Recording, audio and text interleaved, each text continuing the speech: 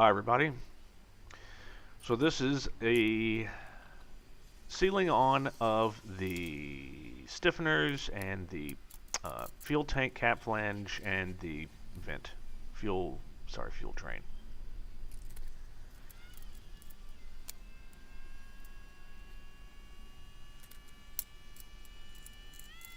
So it's a very simple process. I simply slather it on there.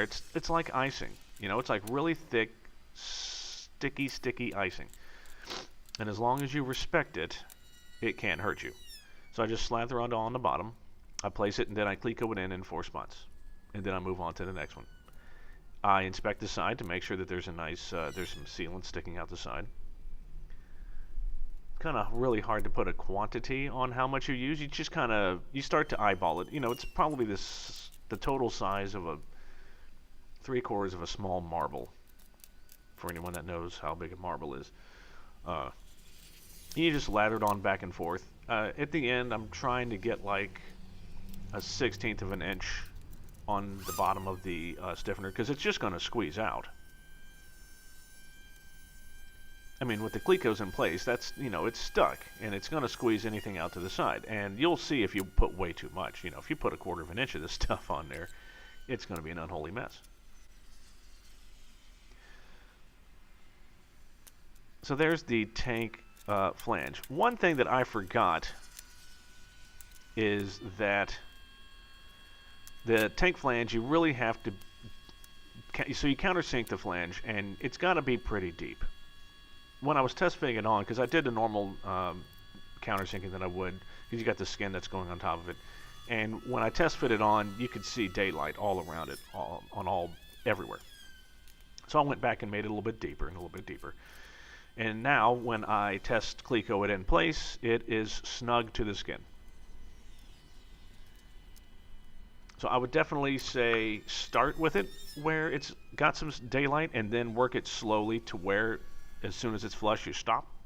Because you don't want to just overdo it from the get-go and have these gigantic holes and it would be full of, you know, tank sealant, which I'm sure would be fine. But the rivet, at that point you'll probably go through the actual flange material in some of the holes and enlarge them to, you know, a 4 size or worse. So just, you know, be careful. So it's actually a pretty quick process, as you can see. Just slather on, cleco in. As I started describing in the last video, what I'm doing here is I'm going to let these sit. These were all done yesterday. And this afternoon when I get off of work, I'm going to go back over to the hangar. I'm going to bring my camera, of course. And then I'm going to be riveting these into place. And then slathering more tank sealant on top. And around the edges. I don't want any leaks. And